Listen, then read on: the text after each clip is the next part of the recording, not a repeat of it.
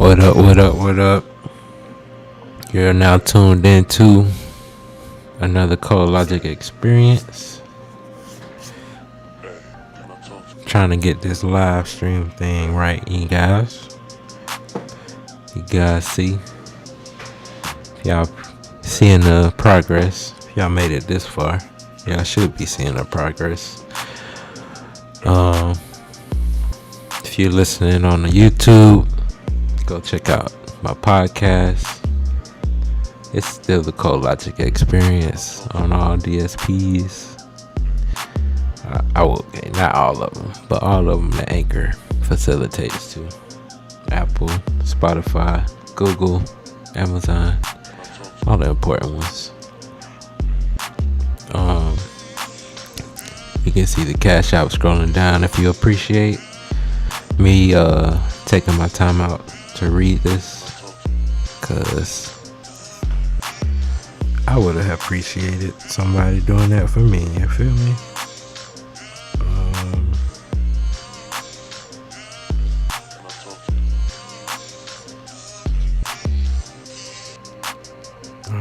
I sound pretty good. I was checking out the tubulars. Let me give myself a comment.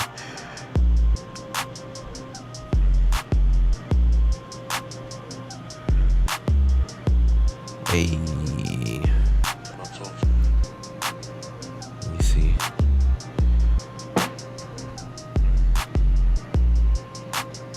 Hey, oh, you can ban from the. I'm also doing a preview. I'm seeing the new features because they had got some new features. You can favorite a comment.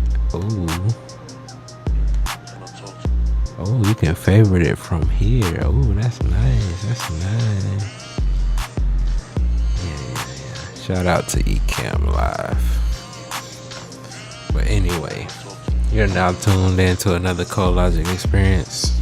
Like I said, if you listen to the from the podcast, it's probably delayed. But that's fine. If you listen to the YouTube, you're listening right now live. Obviously, I can see the viewer count. It ain't nobody but me on here right now, but that's fine.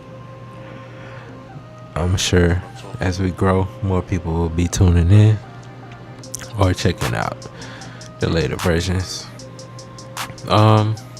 With that being said, we are back in here with another Black Woman's Guide to Understanding the Blackman. Another ColeLogic BookShare by the Queen, Shahrazad Ali. Shout out to the Queen. That's how you spell it if you're confused. All this information is in the description. Also, where you can purchase it on Amazon. You can also be so kind to try to do it on eBay. Search for it on eBay. All the information is in the description. She said that because she prefers it on eBay, Amazon.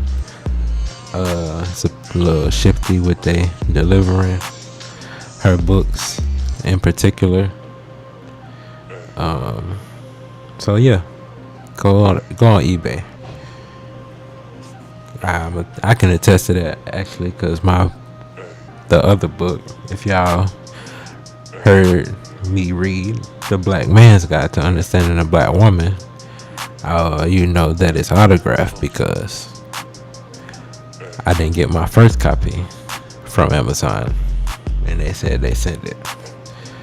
But that's neither here nor there. We are in chapter 1, and of course chapter 1 starts off with the babyhood to puberty. Alright, so we gonna take it there. We gonna learn y'all about the black man, because apparently nobody cares right now. Well, not many people care. If they do care, they ain't speaking up loud enough. You feel me? But anyway, chapter 1, babyhood and puberty. Let me get a sip of drink real quick.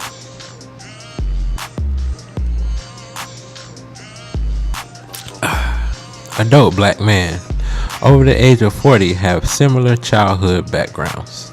They remember their past somewhat fondly at times, and whatever complaints they recall are seemingly small unpleasantries when compared to the horror reports and the wayward status of black male youth today. Okay, mind you, this book was originally written in 1992 and was updated in 2015.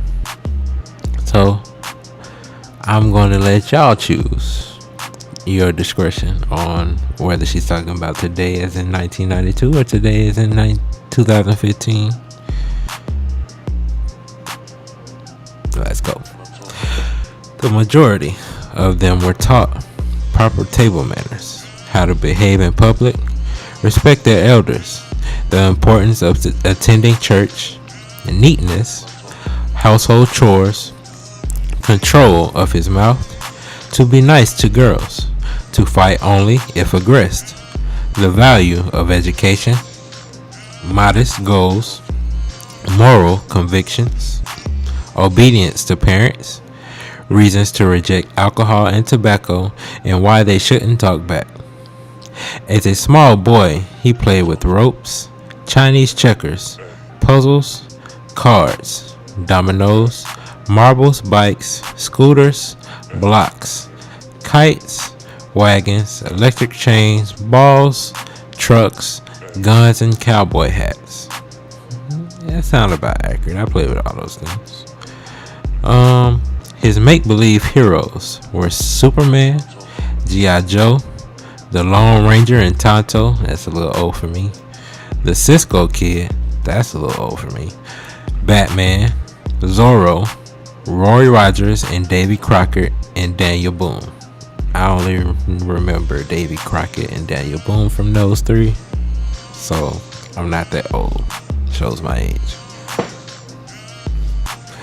He learned of them from comic books, television, and radio programs. He was aptly entertained by Howdy Doody and Pinky Lee. He read Snow White, Little Red Riding Hood, Goldilocks and the Three Bears, The Three Pigs, and a host of nursery rhymes like Hickory Dickory Dock, The Little Miss Muppet, Humpty Dumpty, London Bridges, and Jack and Jill. That's about accurate. I grew up with that. Television shows him moving pictures of Superman, and he watched Father Knows Best. I didn't watch that. Ed Sullivan, too old for me. Ted Mack Amateur Hour, way too old. Beat the Clock, I think I remember that. The Price is Right, we grew up on that. Queen for a Day, don't remember that. Alfred Hitchcock, I remember the old folks watching that. Roy Rogers and Dale Evans, nope. Topper and Perry Mason, I remember the old people watched that too. He heard other stories about Paul Bunyan and John Henry. We definitely grew up with that.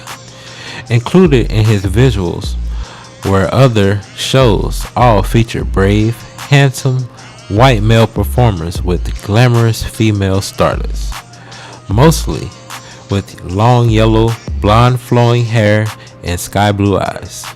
He committed her features to memory, and she was the first woman he drew a picture of in school. Man.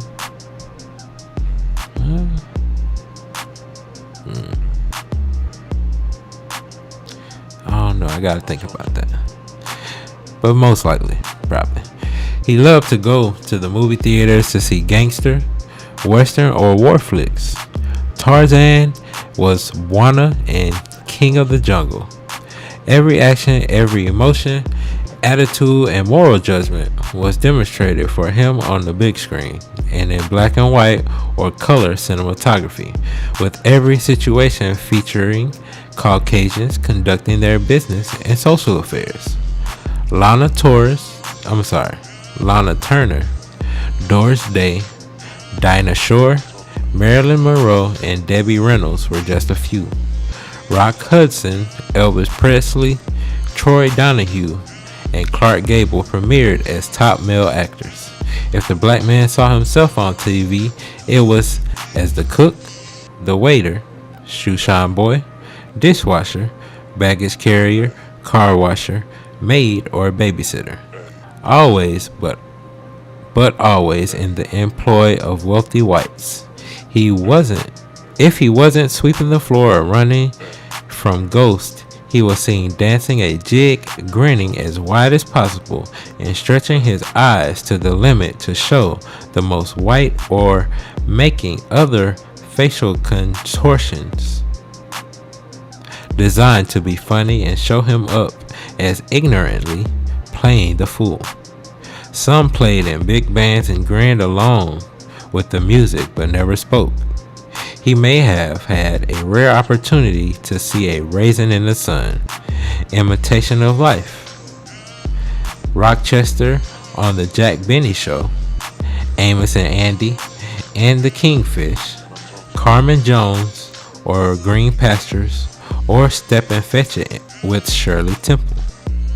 He did not seem to wonder why he wasn't featured in key roles in the movies or on TV. TV was fairly new during his childhood, and it was basically understood that white people were in charge of TV land. Then he was introduced to Uncle Remus and the Tar Baby, Buckwheat and Alfalfa, I definitely remember them, Little Black Sambo, Aunt Jemima on the Pancake Box, Uncle Ben's Rice, and a host of other mammy products from syrup to shortening. He was aware of many outside influences that did not look like him, but his life had structure and his community was in agreement on certain behavior codes and in-home values.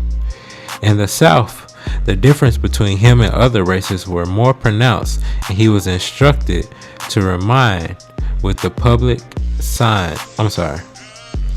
And he was instructed and reminded with public signs that not only he was unalike, but had to move about in the world carefully. One of the main reasons he was taught to read was so he did not accidentally go on the wrong door, drink the wrong public water fountain, or get caught in certain areas after sunset. His mother taught him to fear and be extra polite to whites as a way to protect himself, and she warned him of improper conduct, especially around white women and little white girls. He was taught to lower his eyes and never look them directly in the face, to remove his hat when addressed by them, and never walk too close behind, beside, or in front of them, lest he be charged with being disrespectful. There was a plenty that went with disrespecting a white woman, so he must always keep his distance. He was warned that even an accidental glance could cost him his life. His parents and grandparents advised him to be friendly, smile, helpful, and to do what he was told to do, use good manners, and be proud if whites recognized him or approved of his work. He was educated in a mode of behavior to save his life. He was eventually heard stories about what whites did to blacks if they were in the wrong place at the wrong time. But he was not bored because blacks had their own section of town and recreation outlets which they could freely frequent and which were sometimes visited by whites at will. But he was strictly forbidden from ever trying to patronize theirs. He learned to dance for whites. No matter where he lived, whenever it was time to have a party, they had fun. His father, if present, earned about $1,000 to $3,000 a year in income, although he usually never knew it. Provisions were made for him, and he witnessed attempts to make sure he was not hungry, so other than owning a television set, there was little to compete with his family or their status in life.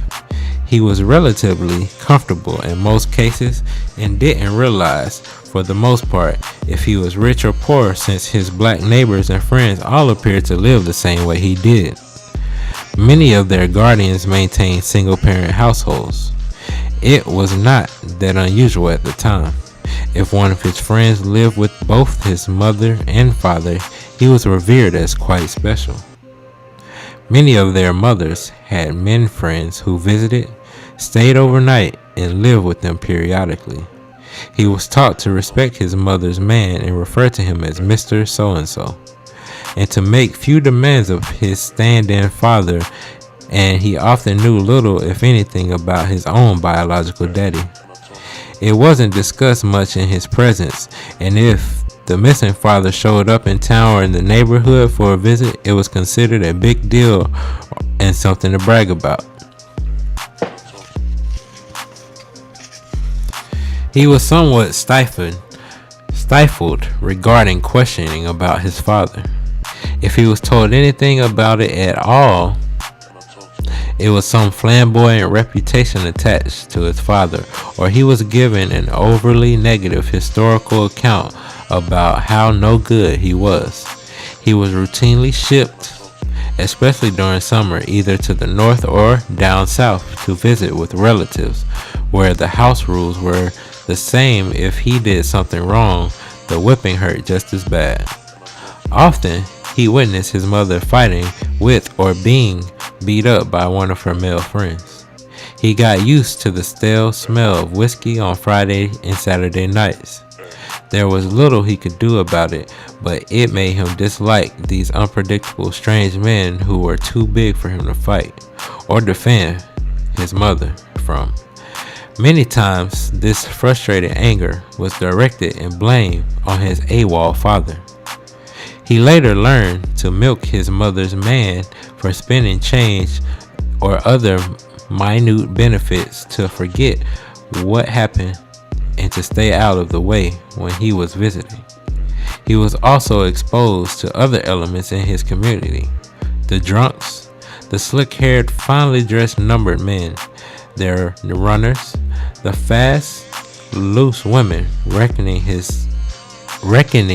of heavy perfume, wigged down and tight dressed with luscious exploding bodies, their holy rollers piously dressed in all white or strict black suits, the impeccably dressed gamblers, the owners of flashy colored bulky cars, and the neighborhood retard or cripple.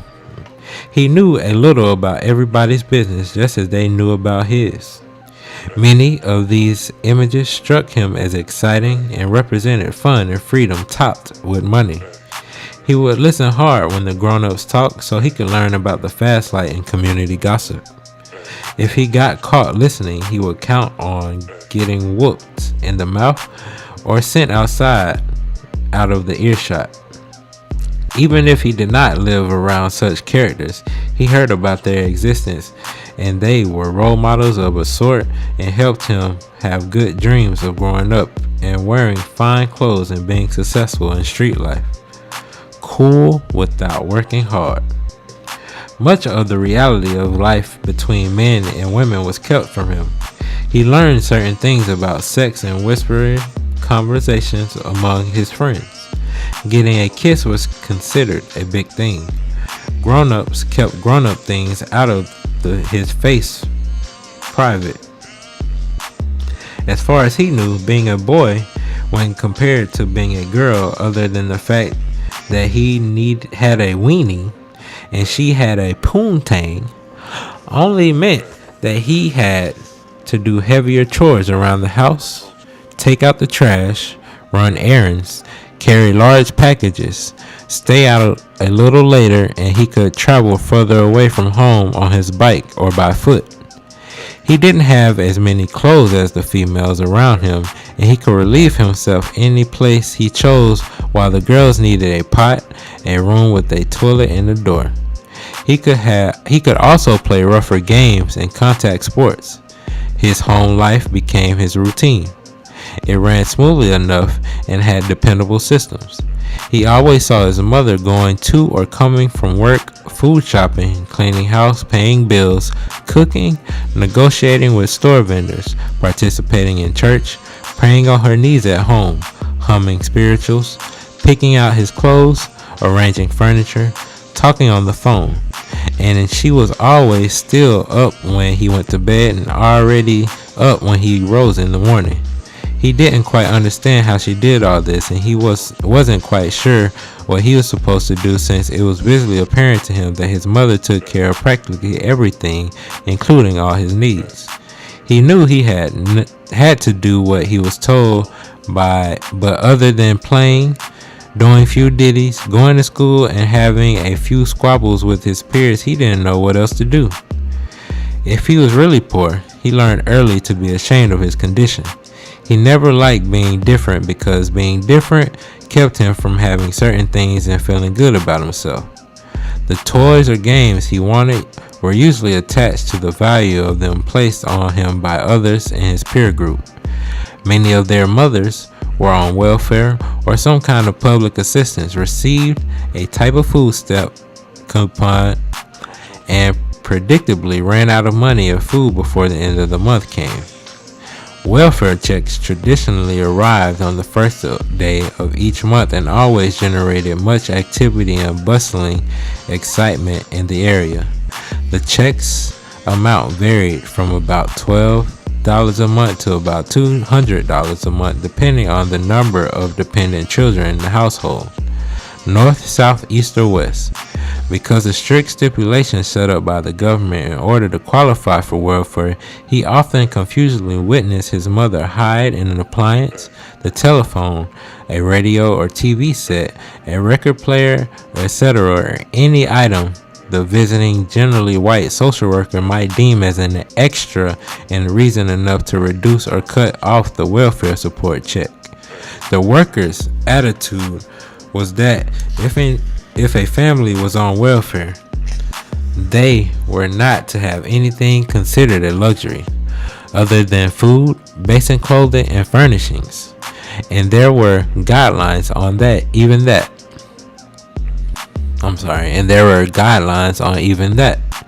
The furniture could be too fancy and the clothes couldn't be too fashionable. There was a distinct welfare look, and when a family stopped looking like they were on welfare, they were counseled out of the program.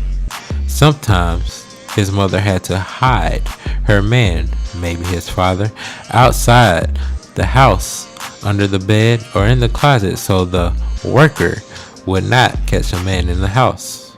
Word always spread like wildfire in his community if a worker was seen or rumored to be in the vicinity. His memories of the shame attached to the welfare poverty are not pretty.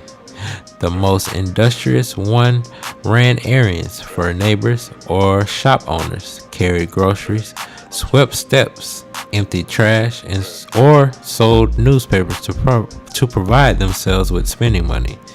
He was highly motivated to get his hands on some change, and selling soda bottles was not out of the question for a 2 cent or 3 cent per bottle refunded. Earning enough money to buy an ice cream cone, some penny candy, or go to the movies was sufficient to boost his pride. Little discussion of his future or the kind of work he would do when he grew up occurred. If he lived with both his parents, things tended to be considerably better. They might have a car, go on real vacations, get dressed up every Sunday, attend modern school away from the neighborhood, get new clothes seasonably, visit the dentist or doctor, eat out in a restaurant, go to camp, or go out of town often on the train or bus to participate in activities with other two-parent children. These parents made his life as comfortable as possible, and he was programmed to achieve. He got a chance to learn from his father and his father's work. They were small lessons, but they helped him make social transitions to adult expressions of masculinity and responsibility. Some of the memories are connected to the particular whipping he got for doing something wrong.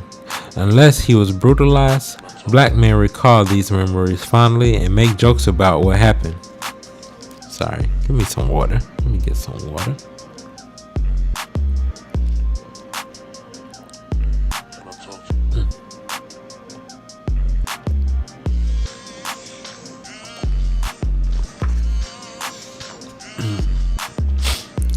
In the two-parent household, he was more so indoctrinated with the idea that he was just as good as anybody else.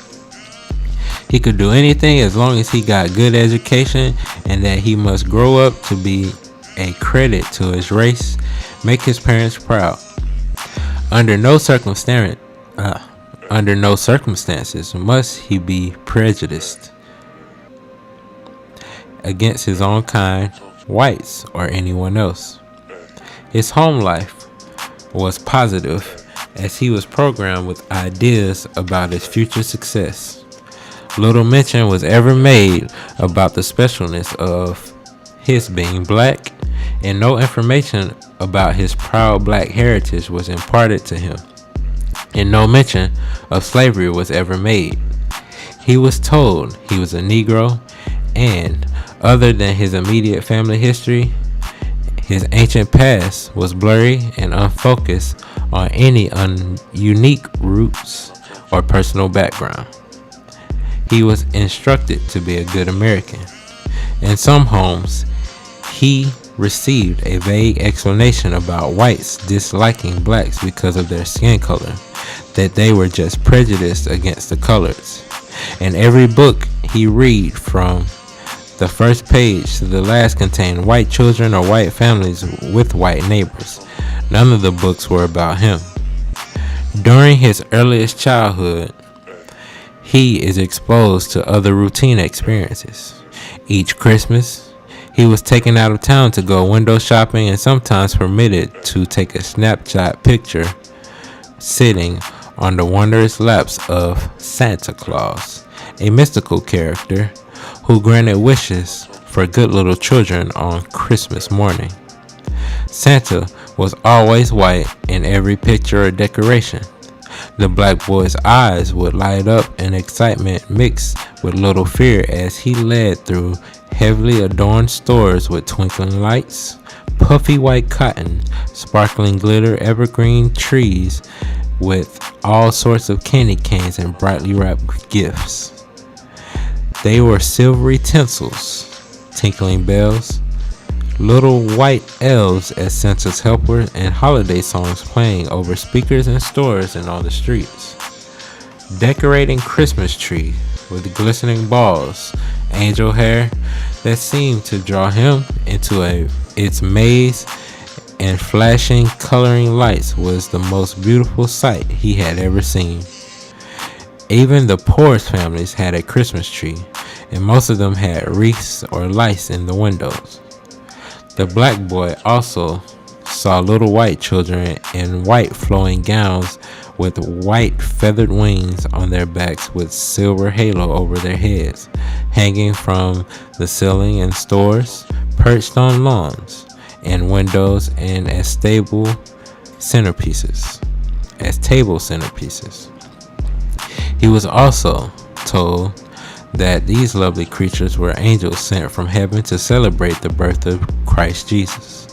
Then, the nativity scene featuring a docile-looking, gently hooded, serene, pale-skinned white woman identified to him as the saintly mother of Christ child. Next, there was a strong-looking, bearded white man whose name was Joseph, the father of baby Jesus. And of course, there was baby Jesus himself. Glistening white limbs, a divinely beautiful little white baby in a manger in a barn, representing the King of Kings, sent to save the world. The three shepherds arrived on camels from the east, with a huge star over the stable barn where Jesus had been born, and wrapped in a swaddling clothes and laying in a bed of straw. This glorified, mysterious, dramatic story mesmerized his attention and hypnotized him into believing the story, and to always honor the saintly family above all others. He was taught that this was the real meaning of Christmas. Silent night, holy night. Santa Claus was like the icing on the cake, intermingled with the spiritual and religious connotations. Santa guaranteed that every parent would teach the Christmas story to their children. Faith and fun. What could be more innocent? Santa and his elves, a fat jolly old-timer, also called Saint Nick, enjoyed a reputation of being the first always smiling, kind, and good-doing white man the black boy had ever met. Santa, for many years, was allowed to take credit for gifts of happiness to him. Presents and toys purchased with hard-earned black dollars, even going into debt, was attributed to the beneficence and goodness of a jolly old white man in a red suit with a white beard who traveled in a sled that flew across the sky, pulled by reindeer and led by Rudolph with a shiny blinking nose.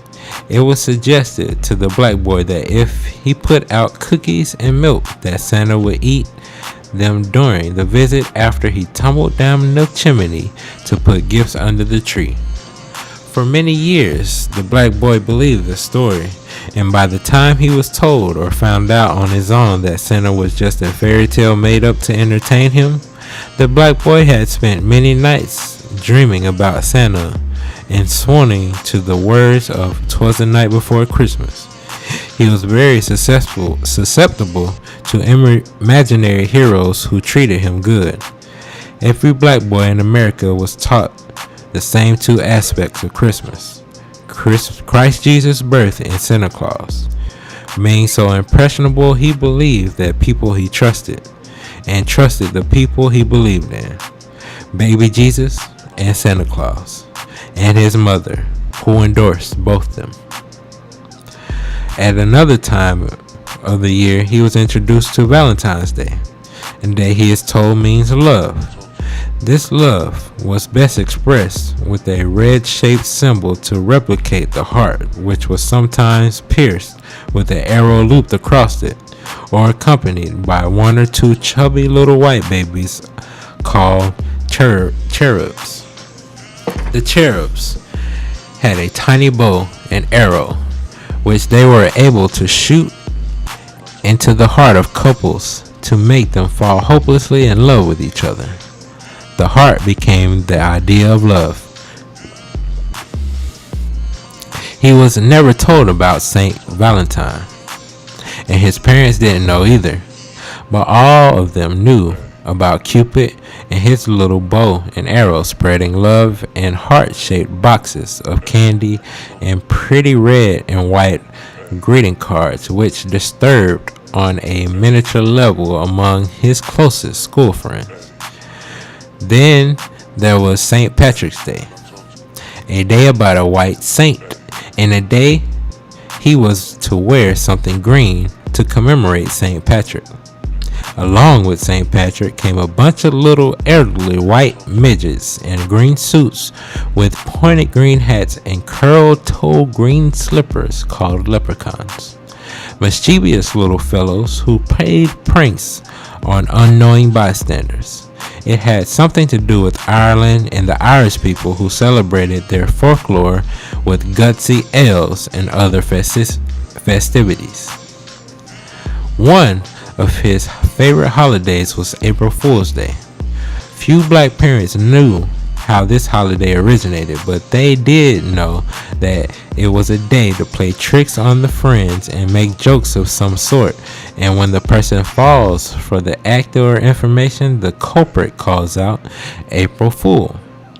A bit of lying and devilishment, all in the name of fun. The black boy would run around the neighborhood, in the house, the schoolyard, yelling, "April Fool! April Fool!" After he played a successful trick on someone. How entertaining.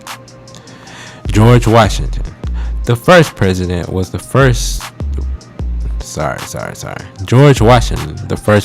was the father of his country, and Betsy Ross sewed the first American flag. He knew about the cherry tree too. In the midst of these came Mother's Day and Father's Day. If his mother was allowed, he wore a red rose on his lapel. If she was dead, he wore a white one. Oh, I'm sorry. I said aloud. I'm gonna read that over. If his mother was alive, he wore a red rose on his lapel. If she was dead, he wore a white one. This procedure was repeated on Father's Day also, which never got as much attention as Mother's Day. Throwing in Groundhog's Day, Veterans Day, Labor Day, and May Day. The next major holiday he was taught was Thanksgiving. Blessed Thanksgiving, decorated with colorful fall leaves and beautiful fruits and vegetables protruding out of the horn of plenty, kind of like a basket shaped like a long funnel. Thanksgiving was explained to him as the day when a small group of friendly white settlers came to America and sponsored a big sit-down dinner for the native Indians and taught them how to bake bread, set a table, and eat pork. This represented the exchange of goodwill between the white and the Indians and their agreement to share cultures with each other. A multicultural festival. This grew to include donating gifts of food for the less fortunate. The first Thanksgiving was described as a merger in a peaceful unification initiated by whites. He was taught a great deal of detail. Give me a second, y'all. I gotta chill a little bit. Let me get back. There we go. Excuse me. This grew to include donating gifts of food for the less fortunate. Sorry, you probably hear all of this chair moving. The first Thanksgiving was described as a merger and a peaceful unification initiated by whites. He was taught a great deal of detail about the European pilgrims, but given only superficial notations on the Indians. Plus, he knew the Indians were not really good guys because in the movies, the Indians always wanted to fight and kill off the settlers, and he loudly cheered when he heard the familiar trumpet sounds of Dumpty Dumpty Dumpty Dum. Dumpty Dumpty Dum Tum. Dumpty Tum. Dumpty Dumpty Dumpty Dum. As the organized white troops charged into the kill the Indians and defend their fellow immigrants. He felt good every time a cavalryman slew an Indian and got him back. The black boy participated in school plays about the first Thanksgiving in school and wore pilgrim clothes and Indian feathers. His teachers didn't mind that he was left out of every story, every holiday, and every celebration or tradition or routine ritual recorded by Americans. After all, what's the difference could it make? The important issue was the celebration of the event itself, and all the children should enjoy them and respect their country. The 4th of July was special to him because it signaled a picnic, nighttime fireworks, and celebrations at school. He would happily don his red, white, and blue hat he made in class and proudly wear his own hand-drawn American flag on his shoulder or shirt pocket. He could recite the Pledge of Allegiance of the United States with his little hand over his heart. He would swear with all his youthful honesty that he would support his country and all it stood for, status quo unknowingly included. He was told to be proud of the day of the Declaration of Independence was signed. Of course, he didn't know what independence meant, and no detailed explanation followed from his teacher or parents. At home, the 4th of July took on a lesser patriotic meaning and featured barbecue pork ribs, hot dogs, burgers, potato salad, cakes, pies, baked beans, and maybe even homemade ice cream, all eaten in the backyard out front or at the public park for a fun-filled picnic. He loved the firecrackers, the happy sparks of Twizzlers, and the fiery blasts of cherry bombs.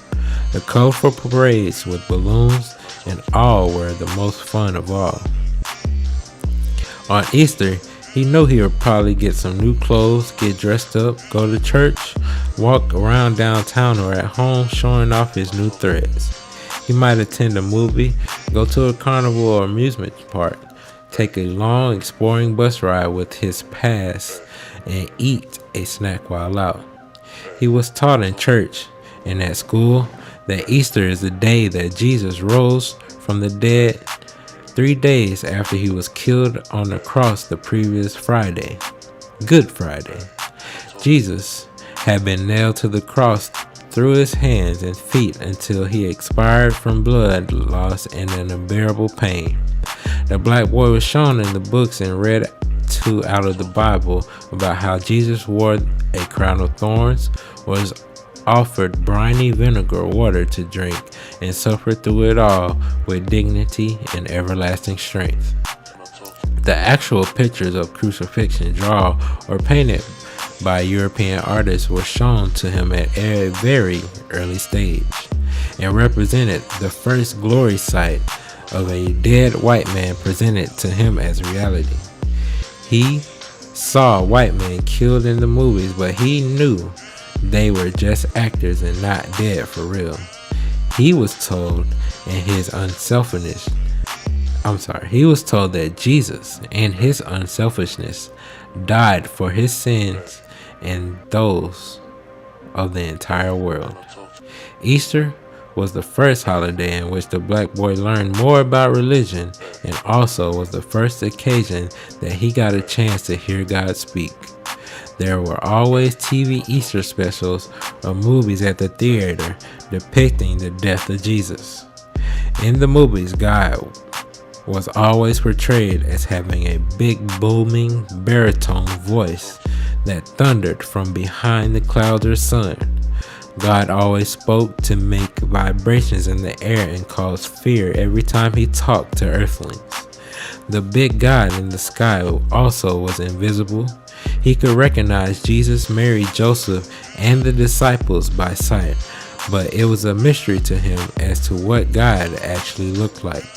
So how would he recognize him? Church had taught him that Jesus really represented the Father, the Son, and the Holy Ghost. So they would all have to look alike. So Jesus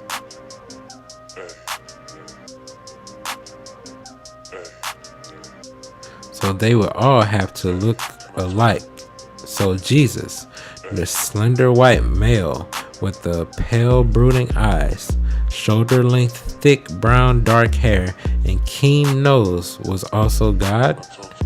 Thereafter, whenever confronted with biblical photographs, he was able to pick out God from the rest of the white people, and he could even recognize him at the Last Supper portrait.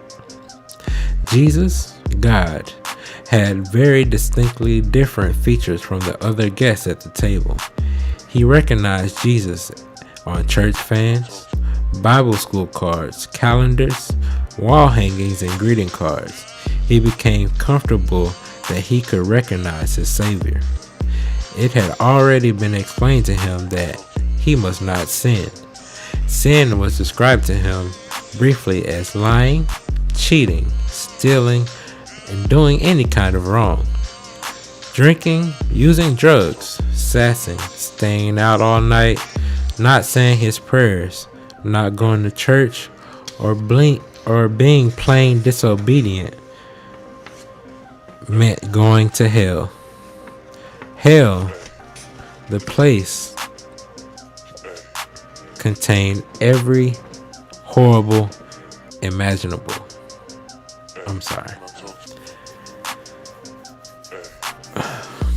The hell place contained every horror imaginable.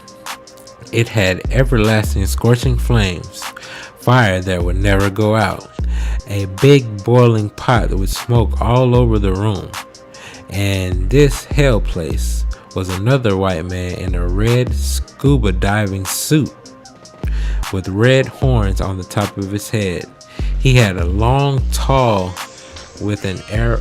He was long and tall with an arrow at the end and a permanent evil scowl on his face.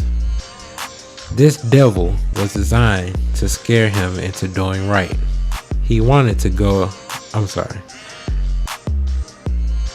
This devil was designed to scare him into doing right, obeying the Lord and refraining from sin.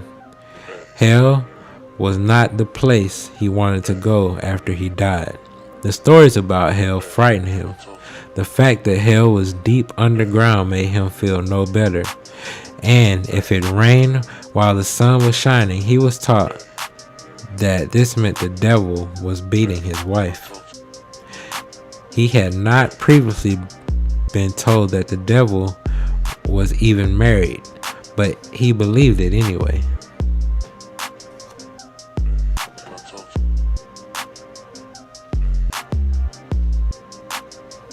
Excuse me, guys.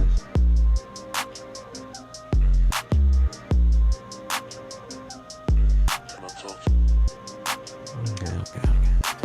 So I was checking on something.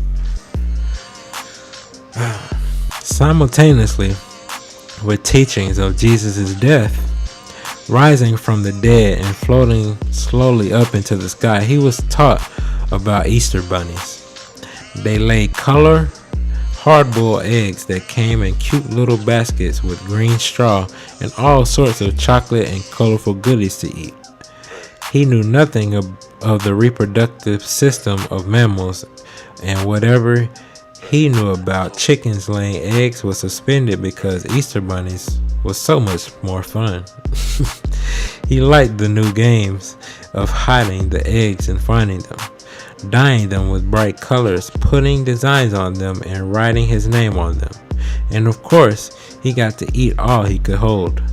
Candy chickens, jelly beans, marshmallow rabbits, mixed in with all the other special goodies hidden in his basket. Sometimes he even got his own stuffed bunny plaything. He saw real rabbits and books or in school, but he didn't care if the bunny laid eggs or not. He enjoyed the goodies. The tooth fairy was a pretty good idea too. If he lost a tooth, he could put it under his pillow, and in the morning he would have money in its place, and the tooth would magically be gone. He grew to look forward to these yearly festivities and the symbols of myths surrounding each holiday, which were reinforced in school, in church, and at home by his mother and sometimes father too. The predictability of them made him secure. Everybody knew about them, everybody celebrated them, and everybody liked them. What a comfort. At least life had some good points that he could look forward to every year and benefit from. Stories supporting these holidays were ingrained in him before he left kindergarten. Of course, he celebrated the major holidays at home even before he got to school, but school explained them in more detail and absorbed his participation on another level as a requirement.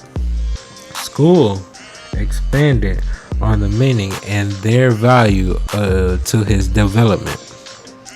School supported this process by plastering pictures on the wall, on the blackboard, in the halls, windows, and cafeterias. He was prompted to draw a portion of each story about each holiday and then join in class celebration, usually in the form of a party. His mother and his teacher stood as the main authority figures in his life. From kindergarten on, he was fed more and more details of these holidays so as to firmly implant them in his brain. Kindergarten means children's garden. A garden to grow the child's mind into certain fertile ideas for readiness to take steps toward adulthood and self-sufficiency. The black boy was surrounded with seeds of information alien to his history and lifestyle. These ideas were implanted in him at a very early age, and he was abruptly weaned from any suggestion that might bloom into self-worth or self-value. His growth was non-political toward his own kind. He was bred to ignore his own presence on the earth. Prior to his formal education, several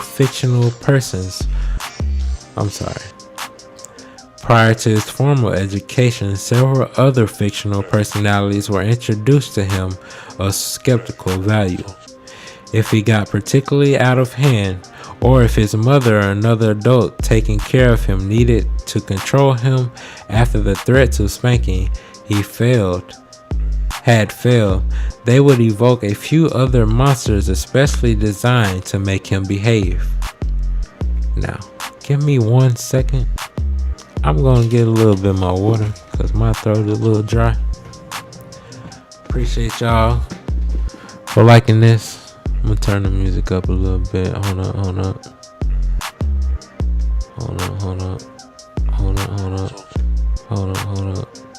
Can I talk to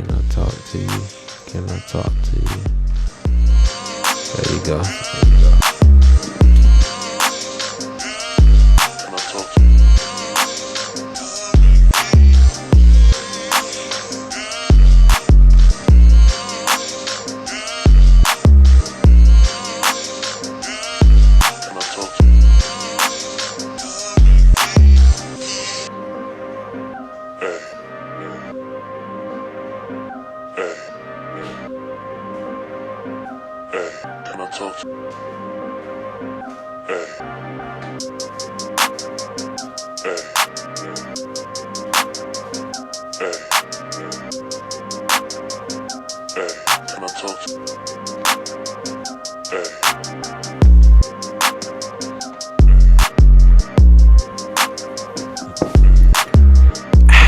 That was good.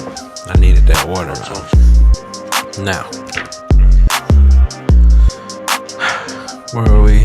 Oh, the other monsters that was designed to make him behave. 1. The boogeyman. What is the boogeyman? You ask. Boogeyman, an ugly, mysterious man who scares, kidnaps, or kills bad little children. Oh wait, let me turn this down a little bit. Let me go back to where we was. There we go. Is that still too loud? I don't think so. I'm gonna turn it down a little bit more. Alright. So that's the boogeyman. Number 2 is a ghost. A dead person who comes back from the dead to get him and do terrible harm by scaring him senseless.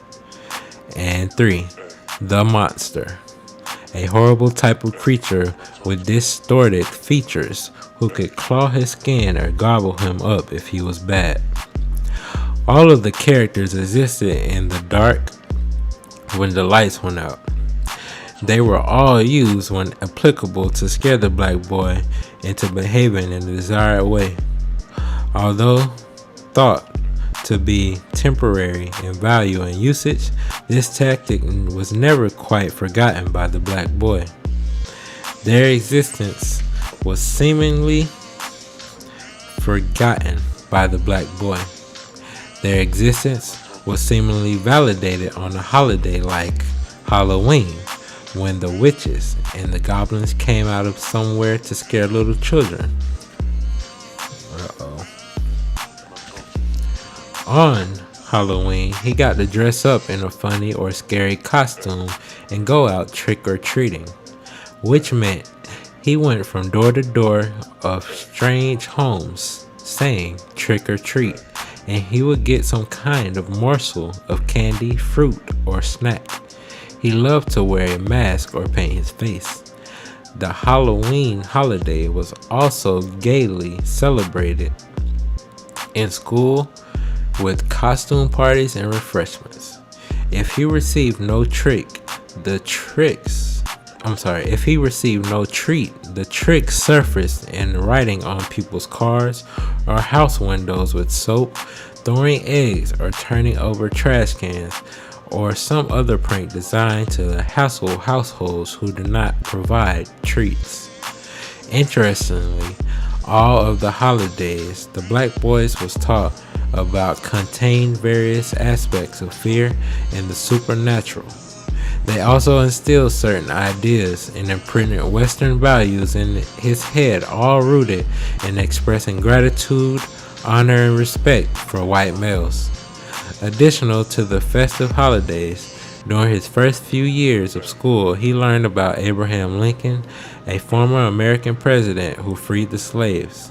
His little brain was too undeveloped, along with his short attention span, to give him any long drawn-out political explanation about old Abe and his real position on slavery.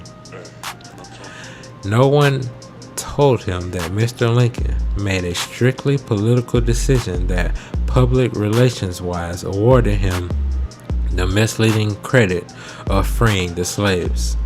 This was the first major mention of slavery he ever heard of. He was programmed with the impression that Negroes was a happy slave and needed the master to take care of him. He was told stories about how slaves sang while they worked and danced all night. Nothing was mentioned to him about how Negroes became slaves and where they originally came from.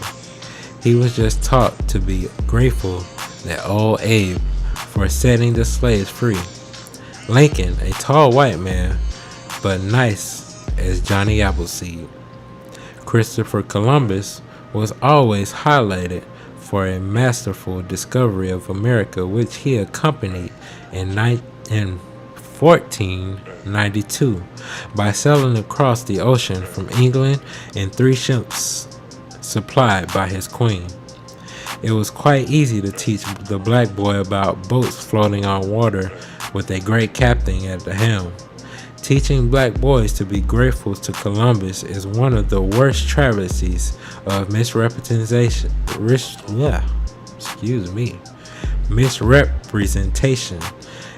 ever inflicted on him.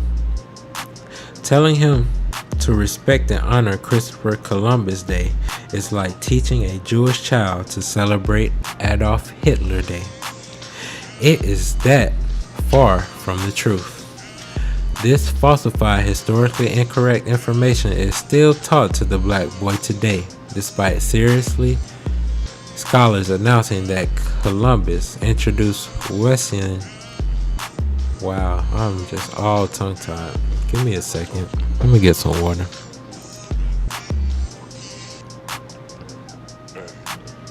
That's the woes of doing this live. You get to hear me mess up. But let's keep going.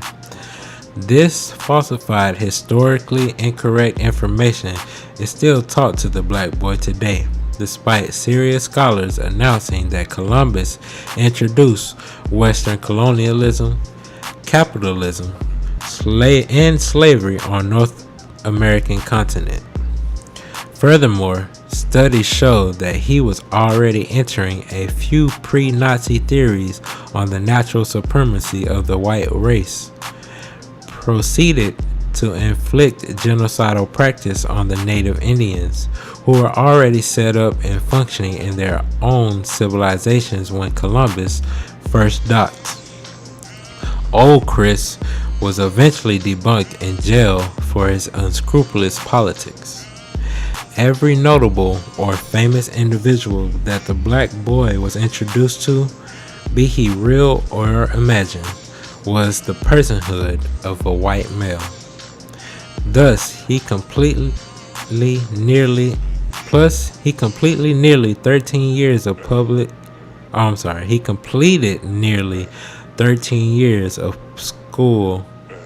school education, acknowledging that every commendable action or intellectual victory was attributed to the white man. Nobody ever taught him during his formative years of the black man's place in history and his record of achievements.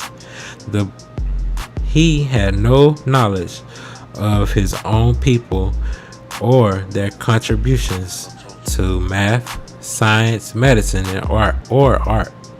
His own parents rarely mentioned black history to him. His church did not place blacks in the biblical context, and it was subtly suggested to him that being colored, a Negro or a black, was something bad and undesirable. If somebody insulted him by calling him black, he was always ready to fight about it. He wasn't black, and he didn't want anybody trying to say he was. Black was a bad word only used in anger and hatred against another Negro. This system of loading the black boy's brain with foreign data put into motion an adult black male who left home to confront the world and his destiny with absolutely no knowledge about his past, with the white man's name and Anglo-Saxon religion, and a memory dedicated to Western values that would plague him for generations to come. This international cover-up laid the foundation for the confusion and displacement that would eventually lead to his present endangered classification.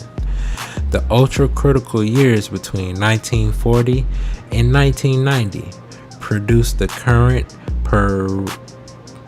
perilous legacy of the black man, his son, and his grandsons.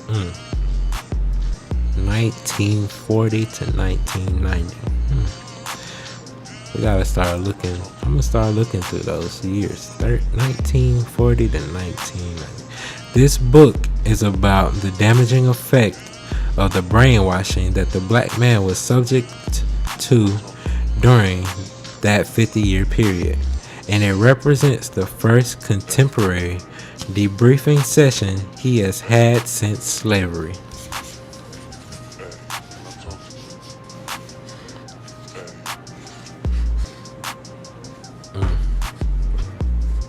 That, I guess that's the end of the chapter. At the end of the chapter, she has this graphic, I guess. Let me see. Hold on. Graphic.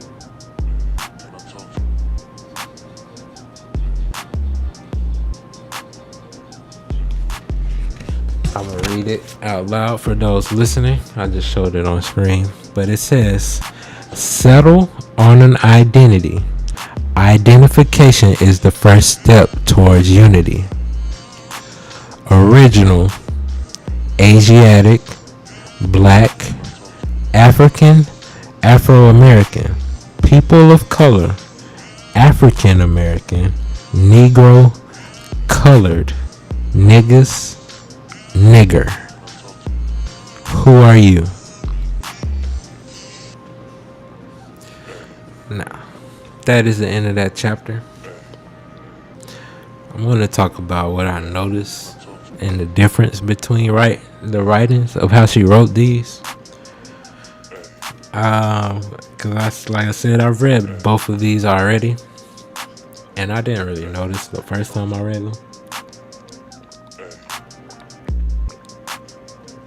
But I noticed this book is a little thicker, so it got a little more detail in it, which is very interesting because just the dynamics of how men and women hear things and learn things, and how in the Black Man's Guide, she don't pull no punches toward the directness of the faults of the women. She doesn't do any over explaining of adjectives to describe, to paint a picture. And I think that's because with men, we're taught to learn a little direct. We go through the world interacting with other men, and we are taught really early to deal with the consequences of our actions or inactions. So we are forced to have to finagle through all of the wording and description and the adjectives and all that bull jive and get to the point. And with this one, although she didn't miss the points that she was getting to, I noticed she was very intentional about describing the plight of the black man to the black woman, because this is the black woman's guide. I'm just reading it aloud. A lot of these things I can identify with that went on in the first chapter. I kind of stopped reading to validate some of the points she made, but I mean, it all sounds true to me so far. If you needed validation from a black man, I didn't see anything that I could refute in there, to be honest.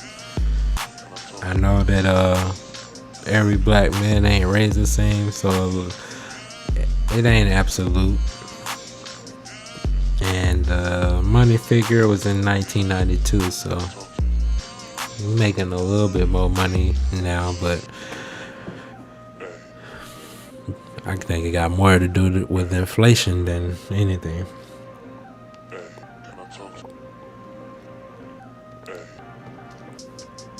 With that being said, I'm an hour into this thing, and I actually read a whole chapter. I would have had to break that down into 3 chapters.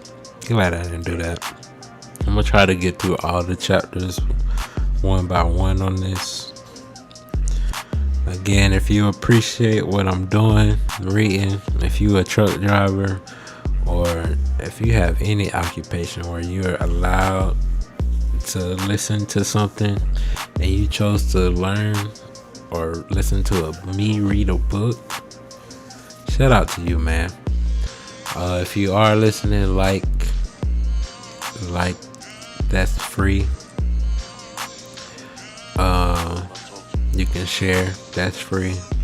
You can subscribe, that's free, so you'll know when I'm actually reading live, and you can comment with me with the stuff that I'm reading. That would be, I can't wait till that happens, to be honest. And to be honest, it's probably not gonna happen until I start doing commentaries about the stuff that I want to do.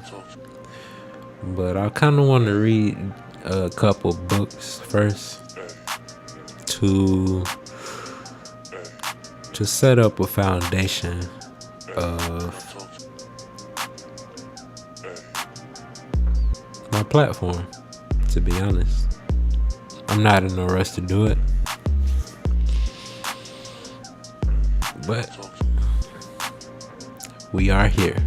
If you made it this far, thank you.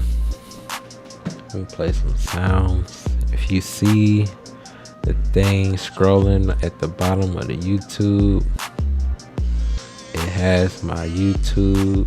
I mean, not my YouTube. It has donation, my Cash App, and my Venmo. Yes. My Cash App is Yes. $Cole1212. My Venmo is @UniverCole, UNIVERCOLE. Also, scrolling down there is the link to my solo link. That is solo.to/ColeLogic X. You know the ColeLogic experience you are tuned into right now. Yes.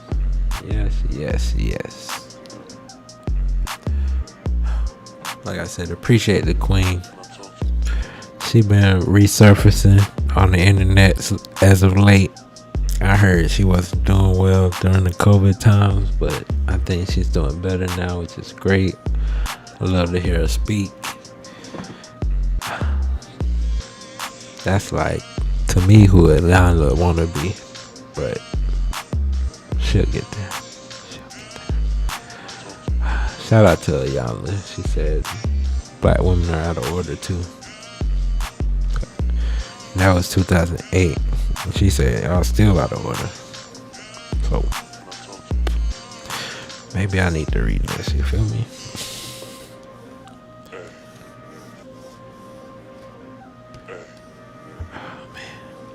It made me want to do another pod after this, but I'm gonna say that because I need to think about it some more before I put that idea out into the world, because it's big.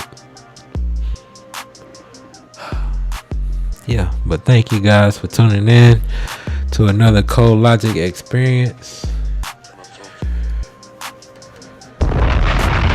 Another one. We are out of here. Hello, motherfucker. Shout out to King Carlo, producer of the year. Shout out to the Squadcast Network. Shout out to If You Made It This Far. Shout out to Free Game Flight. Shout out to Road Wheel. Shout out to Incredibuds. Shout out to Don T's, Mix Masters, Night Logistics, Chicken Fire,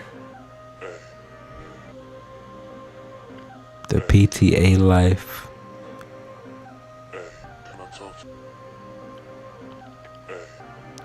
the Artist Touch, Humbly Bald, all our squad. We gonna get y'all aboard the Squadcast Network sooner or later.